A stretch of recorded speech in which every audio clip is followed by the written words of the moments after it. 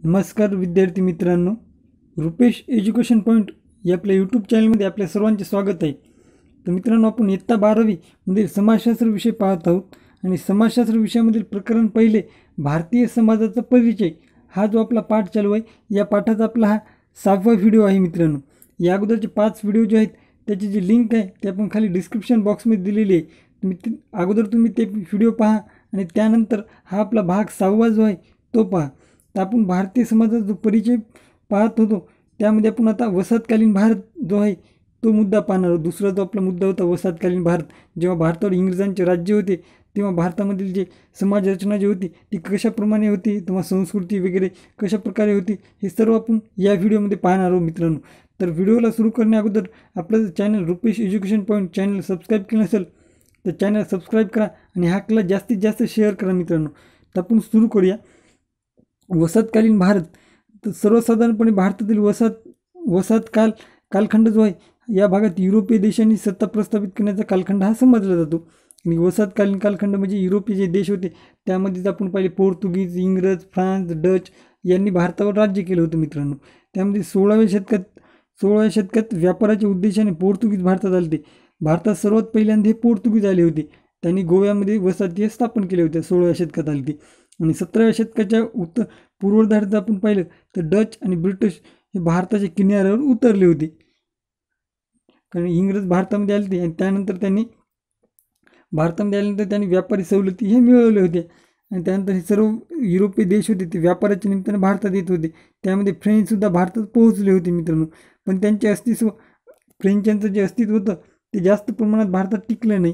कारण की त्यांचं जे अस्तित्व होतं ते फक्त दक्षिण भारतापुरतंच मर्यादित होतं. दक्षिण भारतामध्ये ते पण पद्दुचेरी, त्यालाच पांडिचेरी असं म्हटलं होते. ते पांडिचेरी इथंच फक्त या फ्रेंच वसाहती होत्या. मित्रांनो, त्यानंतर ब्रिटिश जे होते त्यांनी 20व्या शतकापर्यंत भारतावर राज्य केले होते. आणि 1947मध्ये भारत हा स्वतंत्र झाला होता ब्रिटिशांपासून. आणि त्यांच्या राजवटीच्या काळात भारतात ख्रिश्चन धर्माच्या अँग्लिकन परंपरेचा म्हणजेच चर्च ऑफ इंग्लंड प्रभाव अधिक होता. कारण की इंग्रजांचं राज्य होतं तेव्हा जे मिशनरीज होते, जे ख्रिश्चन मिशनरीज, ते मोठ्या प्रमाणात भारतामध्ये येत होते आणि ख्रिश्चन धर्मप्रसार हा भारतामध्ये करत होते. मित्रांनो, तर ब्रिटिशांच्या काळात प्रशासनामध्ये अनेक संस्थात्मक सुधारणा होऊन राज्यकारभाराची घडी सुरळीत झाली होती. तसेच अनेक सामाजिक सुधारणा होणे शक्य झाली. कारण की ब्रिटिशांमुळे अनेक समाजामध्ये आपल्या सामाजिक सुधारणा त्यांच्यामुळेच ह्या झालेल्या आहेत.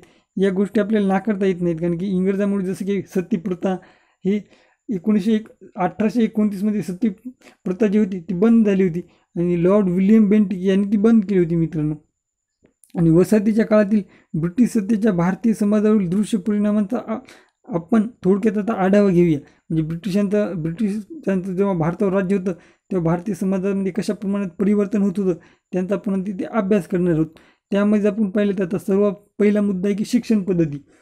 जेव्हा इंग्रजांचं राज्य आलं तेव्हा शिक्षण पद्धती जी होती त्यामध्ये बदल कसे झाले ते आपल्याला इथे पाहायचे आहेत. कारण की अगोदर भारतामध्ये जी शिक्षण पद्धती होती ती एक वर्णव्यवस्थेवर आधारित होती. म्हणजे उच्चवर्णीय व्यक्तींनाच फक्त शिक्षणाचा अधिकार हा होता आणि स्त्रियांना सुद्धा शिक्षणाचा अधिकार नव्हता तेव्हा.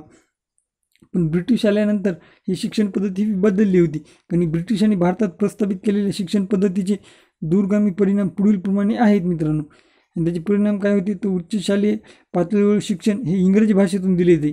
उच्च शिक्षण जे होतं ते इंग्रजी भाषेतून दिलं जाई. कारण की ब्रिटिशांना ज्यांना इंग्रजी येणारी व्यक्ती ही पाहिजे होती. कारण की त्यानुसार त्यांना राज्यकारभार जो करायचा होता त्यासाठी इंग्रजी येणारी व्यक्ती त्यांना एक चांगल्या प्रकारे राज्यकारभार त्यामुळे होऊ शकत होता. त्यामुळे आधुनिक शिक्षण घेतलेल्या लोकांमध्ये इंग्रजी ही संपर्क भाषा बनत होती.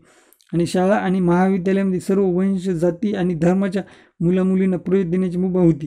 कारण की अगोदर जर पाहिले तर फक्त उच्चवर्णीय लोकांनाच शिक्षण होते. पण इंग्रज आल्यानंतर त्यांनी कुठलाही भेदभाव केला नव्हता शिक्षणाच्या बाबतीमध्ये.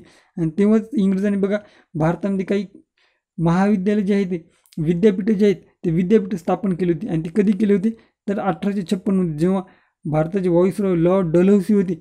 लॉर्ड डलहौसीच्या काळामध्ये भारतामध्ये तीन ठिकाणी बघा विद्यालय स्थापन करण्यात आली होती, युनिव्हर्सिटी.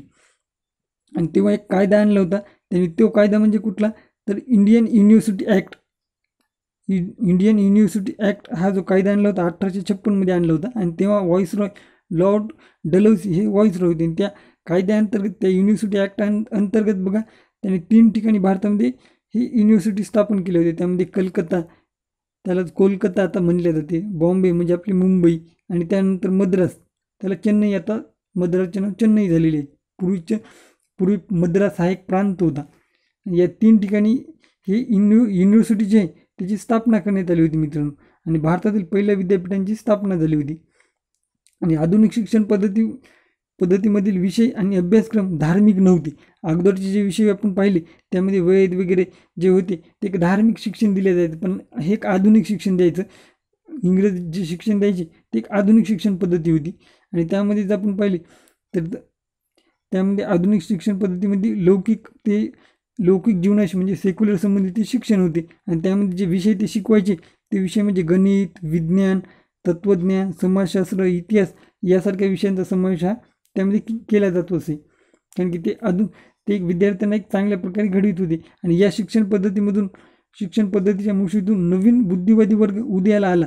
आणि या वर्गातील लोक जन्माने भारतीय, परंतु पश्चिमी देश होते, म्हणजेच जे युरोपियन देशांची संस्कृती होती त्या संस्कृतीशी ते त्याप्रमाणे ते होत होते. पश्चिमी विद्येच्या चौकटीत अडकलेले होते बघा मित्रांनो. आणि म्हणजे ही जी शिक्षण पद्धती होती ब्रिटिशांची, त्या शिक्षण पद्धतीनुसार जे बुद्धिवादी वर्ग उदयास येत होता, या वर्गातील लोक जन्माने भारतीय होते, परंतु पश्चिमी विद्येच्या चौकटीत ते अडकलेले होते. आणि त्यांच्यापैकी काहींनी सुद्धा समाज सुधारण्याच्या कार्यात लक्षणीय काम केलेले आहे. त्यामध्ये बुद्धिनिष्ठता, समानता, सामाजिक न्याय, धर्मनिरपेक्षता आणि दृष्टिकोन आणि व्यक्तिवाद यासारखी सामाजिक मूल्य बुद्धिवादी वर्गामध्ये खोलवर रुजली जात होती मित्रांनो. आणि त्यानंतर जर आपण पाहिले तर संस्कृतीमध्ये कशा प्रमाणात बदल होत गेले ते आपण पाहणार. जेव्हा इंग्रज भारतात आले त्यानंतर भारतीय संस्कृती ही थोड्या प्रमाणात ही बदलत जात होती, कारण की आपण पाश्चिमात्य पद्धती ही आपण स्वीकारत होतो. आणि त्याचमध्ये जर आपण पाहिले संस्कृतीमध्ये तर आपण खाद्य संस्कृती, पेहराव म्हणजेच कपडे जे वगैरे आहेत तो आपला पेहराव, सामाजिक रीतीभाती, आणि त्यानंतर वर्तणुकीचे संकेत, दृष्टिकोन, विश्वास प्रणाली, भाषा, खेळ, मनोरंजन इत्यादी बाबतीत समाजातील सुशिक्षित वर्गातील अभिजनांनी ब्रिटिश जे होते ब्रिटिश जीवनसरणीचे अनुसरण करण्यास सुरुवात केली होती. त्यामध्ये आपण पाहतो जसे खेळामध्ये क्रिकेट जो खेळ आहे तो हा मूळ ब्रिटिशांचा होता, पण ब्रिटिश जरी भारत सोडून गेले तरी क्रिकेट हा खेळ मात्र भारतामध्येच राहिला. कारण का क्रिकेट हा ब्रिटिशांचा खेळ होता, पण ते आपल्या संस्कृतीमध्ये एक रूढ झाला तो. त्यानंतर भाषा, इंग्रजी भाषा ब्रिटिशांची होती, ती आपण हस्तगत केली आता. तर अशाप्रमाणे हा बदल होत होता मित्रांनो. आणि त्यामध्ये आपण पाहिलं तर प्रख्यात सामाजिक शास्त्र जे होते, समाजशास्त्रज्ञ, त्यामध्ये ते म्हणजेच डॉक्टर M.N. श्रीनिवास यांनी ब्रिटिशांचे अनुकरण करण्याच्या या प्रक्रियेला वेस्टर्नायझेशन अशी त्यांनी संज्ञा दिलेली आहे. वेस्टर्नायझेशन म्हणजेच मित्रांनो पाश्चिमात्यकरण. कारण की हे जे देश होते ते पश्चिम दिशेला होते ना, कारण युरोप जो खंड आहे तो भारतापासून आपण पाहिले की पश्चिम दिशेला होतं, त्यामुळे त्याला आपण पाश्चिमात्यकरण असं म्हणतो. कारण की पाश्चिमात्य राष्ट्र जे देश आहेत, पाश्चिमात्य राष्ट्र, त्यानुसार आपण त्यांना म्हणतो. आणि त्यामध्ये जर आपण पाहिले तर अलातास यांनी पाश्चिमात्य संस्कृतीच्या प्रभावाचे वर्गीकरण 4 प्रकारामध्ये त्यांनी केलेले आहे बघा. आणि त्यामध्ये 4 प्रकार जे आहेत त्यामध्ये आपण पाहिले तर वेमूलक बदल म्हणजे मूळ सांस्कृतिक लक्षणे हळूहळू घटत जाणे, त्याला वेमूलक असे म्हटले जाते. त्यानंतर वृद्धिमूलक म्हणजे मूळ सांस्कृतिक लक्षणांमध्ये नवीन लक्षणांची भर पडत जाणे, त्याला वृद्धिमूलक असे म्हटले जाते.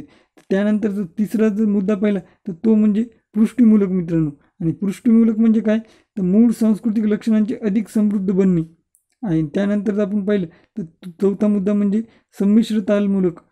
आणि यामध्ये जुन्या नव्या एकत्रीकरणातून नवीन लक्षणे निर्माण होणे, विकसित होणे, त्याला काय म्हणतात तर संमिश्र तालुक असे म्हटले जाते.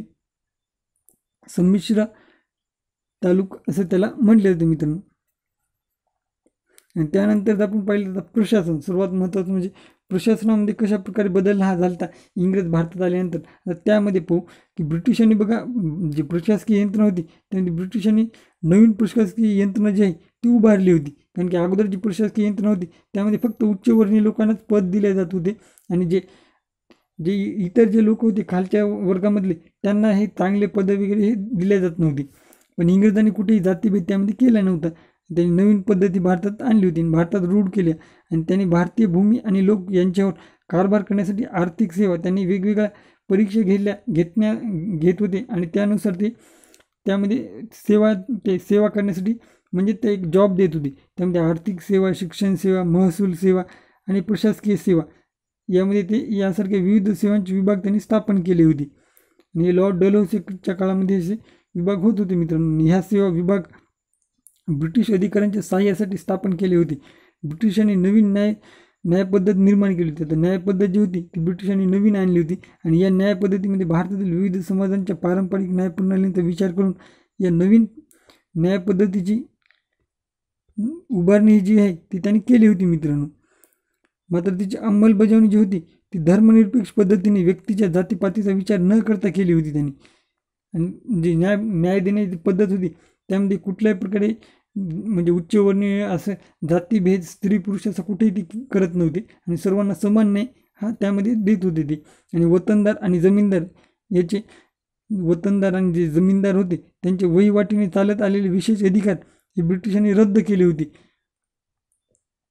आणि त्यांचा परिणाम म्हणून भारतीय लोकांच्या आणि समाजाच्या मानसिकतेमध्ये हळूहळू लोकशाही मूल्य हे झिरपू लागले आणि भारतामध्ये इथूनच लोकशाहीविषयी लोकांना लोकशाही म्हणजे काय असते हे माहिती होऊ लागले. त्यानंतर त्यांनी वेगवेगळे कायदे केले होते ब्रिटिशांनी. त्यामध्ये जर पाहिले तर इंडियन काउन्सिल ॲक्ट हा केला आणि त्यानंतर इंडियन हायकोर्ट ॲक्ट केला आणि त्याअंतर्गत त्यांनी जे न्यायालय आहे ते म्हणजे हायकोर्ट स्थापन केले होते आणि इंडियन सिव्हिल सर्व्हिस ॲक्ट 1861 हा करण्यात आला होता. सिव्हिल सर्व्हिस जे असते त्याविषयी हा ॲक्ट होता. म्हणजेच सिव्हिल सर्व्हिस जे UPSC MPSC ज्या त्या स्पर्धा परीक्षामार्फत जे जॉब असतात त्याविषयी. आणि या सर्व ज्या कायद्यामुळे कार्यकारी कायदेविषयक आणि न्यायविषयक प्रशासन पद्धतीमध्ये महत्त्वाचे बदल घडले होते या कायद्यामुळे. आणि इथे आपल्याला मुंबई उच्च न्यायालय जे आहे आपलं त्याचे फोटो दिलेले आहे मुंबई उच्च न्यायालयाचे. आणि अर्थव्यवस्थेत काय बदल झाला ते आपण पाहूया. कारण की औद्योगिक वाढ आणि तिच्या हातात हात घालून येणारे शहरीकरण यामुळे वसाहतींच्या काळात भारतातील अर्थव्यवस्थेत मूलभूत स्वरूपाचे बदल घडून आले होते. कारण की औद्योगिकरणामुळे आणि शहरीकरण वाढत होते त्यामुळे बदल होत होते आणि बदलती अर्थव्यवस्था आणि औद्योगिक कारखान्यांच्या संख्येमध्ये यांच्यामुळे जातीनुसार कौशल्य, व्यवसाय आणि त्यावर आधारलेले सामाजिक संबंध यांची चौकट हळूहळू बदलू लागली होती. आणि शिक्षण आणि उत्पन्न या निकषावर आधारलेले नवीन सामाजिक वर्ग आता उदयास येऊ लागले. आता नवीन उदयास जे वर्ग येऊ लागले ते कशावर आधार येऊ लागले तर शिक्षण आणि उत्पन्न.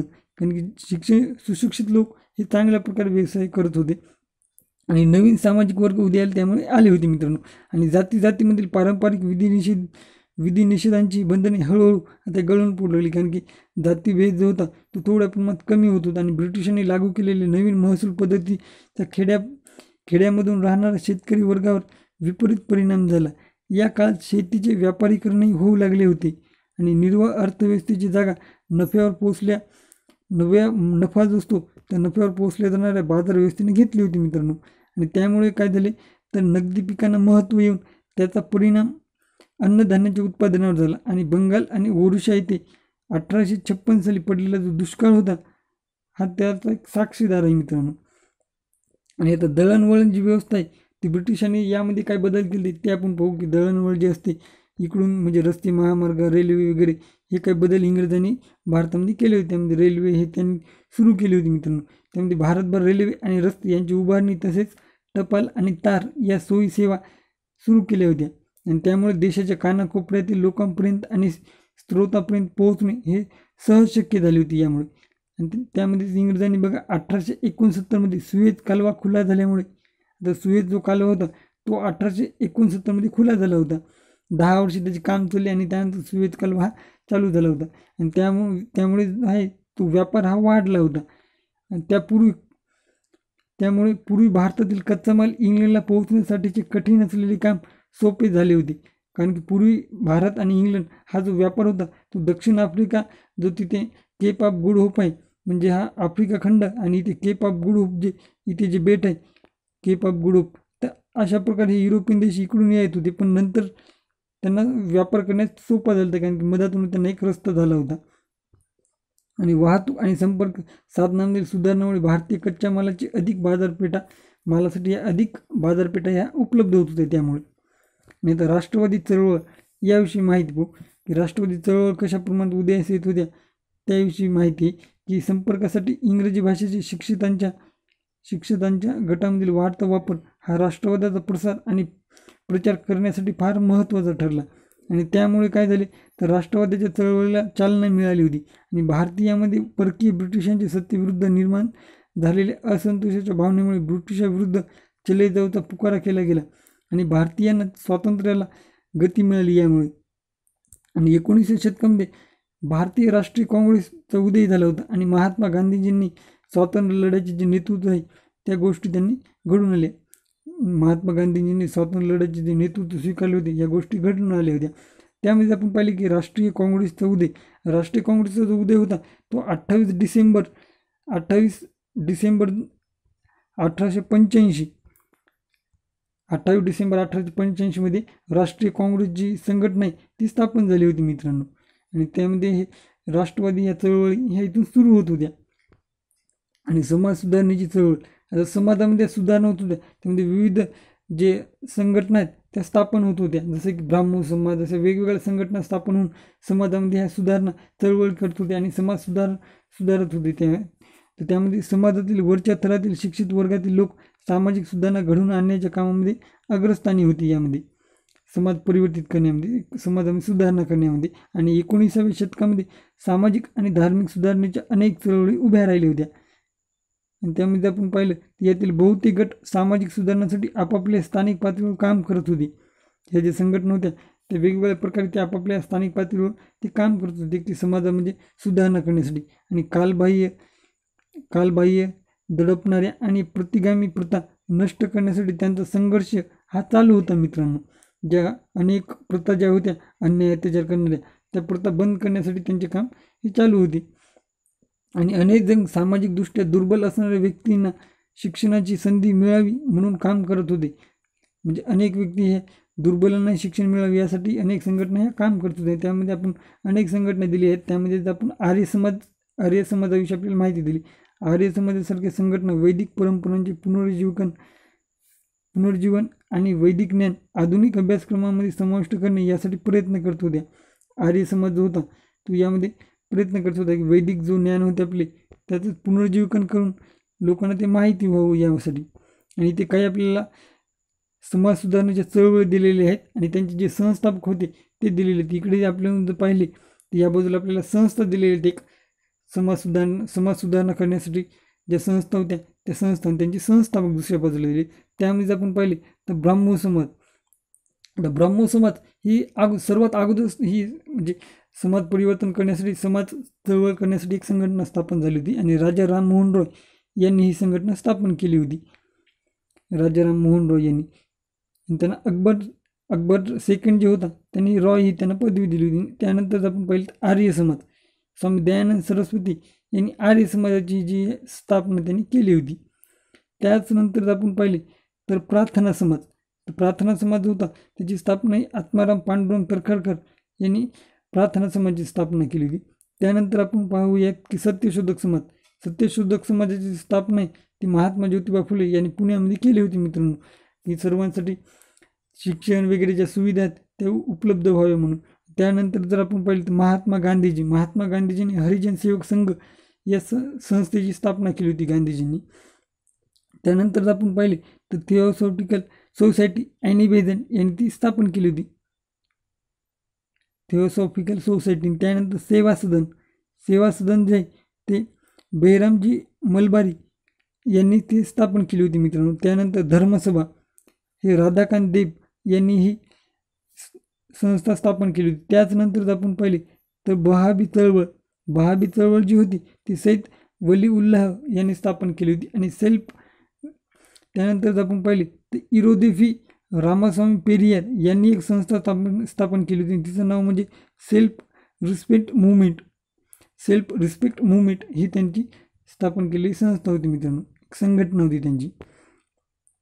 त्यानंतर सामाजिक कायदे, तर ब्रिटिशांनी काही ज्या प्रथा होत्या भारतामध्ये अनिष्ट अशा त्या प्रथा बंद करण्यासाठी काही कायदे केले होते आणि ते कायदे म्हणजेच मित्रांनो इथे खाली आपल्याला दिलेले आहेत. या कायद्यांचा संबंध सामाजिक उच्च हे जे कायदे केले होते त्याचा संबंध जर आपण पाहिला तर सामाजिक न्याय, समाज कल्याण, उपेक्षितांच्या सामाजिक सुधारणा तसेच भारतीय समाजातील दुर्बल घटकांना संरक्षण देणे या गोष्टींशी आहे त्यांची संबंध या कायद्यांचा. आणि समाज सुधारकांना प्रयत्न करणारे गट आणि संघ यांची संख्या वाढल्यामुळे प्रचलितदृष्ट्या प्रथावर बंदी आणणारे कायदे अंमलात आणण्यासाठी ब्रिटिश सरकारवर दडपण आणणे त्यांना हे शक्य झाले होते. जसे की सती प्रतिबंध जो कायदा होता 1829 तो राजा राममोहन रॉय यांनी त्यामध्ये त्यांचे योगदान होते यामध्ये. आणि नंतर लॉर्ड विल्यम बेंटिक यांनी तो कायदा लागू केला होता आणि सती प्रथा ही बंद करण्यात आली होती. आणि हे लक्षात घ्यायला हवे की केवळ कायदे करून समाज परिवर्तन साधता येत नाही, मात्र त्यामुळे अन्याय, दडपशाही, शोषण आणि अपशब्दांचा प्रयोग यासारख्या गोष्टींना बळी पडलेल्यांसाठी त्यातून आशा निर्माण होते. अशा कायद्यापैकी काही महत्त्वाचे कायदे हे आपल्याला पुढे दिलेले आहेत. जे ब्रिटिशांनी जे समाज चळवळ होती त्यामध्ये ब्रिटिशांनी अनेक कायदे केले होते.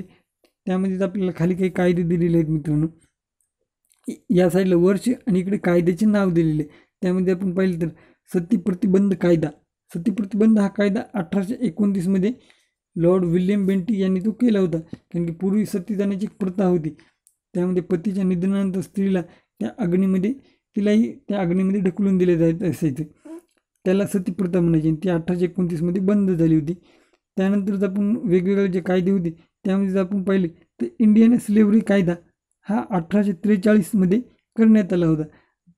1843 त्याचनंतर जर आपण पाहिले तर 1850 कास्ट डिसेबिलिटी रिमूव्हल कायदा हा करण्यात आला होता. लॉर्ड डलहौसीच्या कार्यकाळामध्ये हा कास्ट डिसेबिलिटी रिमूव्हल कायदा 1850 आणि त्याचनंतर विधवा पुनर्विवाह कायदा 1856 विधवा पुनर्विवाह कायदा हा करण्यात आला होता. त्यानंतर आपण पाहिले तर 1870 कायदा करण्यात आला होता. तो म्हणजे स्त्री भ्रूणहत्या प्रतिबंध कायदा. स्त्री भ्रूण हत्या प्रतिबंध कायदा जो होता तो 1870 तो करण्यात आला होता. आणि त्यानंतर स्पेशल मॅरेज कायदा हा 1872 स्पेशल मॅरेज कायदा हा आला होता मित्रांनो. आणि त्यानंतर आपण पाहिलं तर 1929 बालविवाह विरोधी कायदा केला होता इंग्रजांनी. बालविवाह जे होते बालविवाहाचं प्रमाण हे तेव्हा खूप जास्त होतं आणि बालविवाह प्रतिबंध करण्यासाठी 1929 बालविवाह विरोधी कायदा हा ब्रिटिशांनी केला होता मित्रांनो. तर अशा प्रकारे आपण माहिती पाहिली मित्रांनो. त्यानंतर आपला जो नंतरचा मुद्दा आहे स्वातंत्र्योत्तर भारत, हा जो मुद्दा आहे तो आपण पुढच्या व्हिडिओमध्ये पाहणार आहोत. कारण की हा जो व्हिडिओ आहे तो खूप मोठा होता आहे मित्रांनो. त्यामुळे हा भाग आपण पुढच्या व्हिडिओमध्ये पाहू. आणि रुपेश एज्युकेशन पॉईंट आपले यूट्यूब चॅनल सबस्क्राईब करा आणि हा क्लास जास्तीत जास्त शेअर करा मित्रांनो. Okay, goodbye. पुढच्या व्हिडिओमध्ये आपण नक्की भेटू.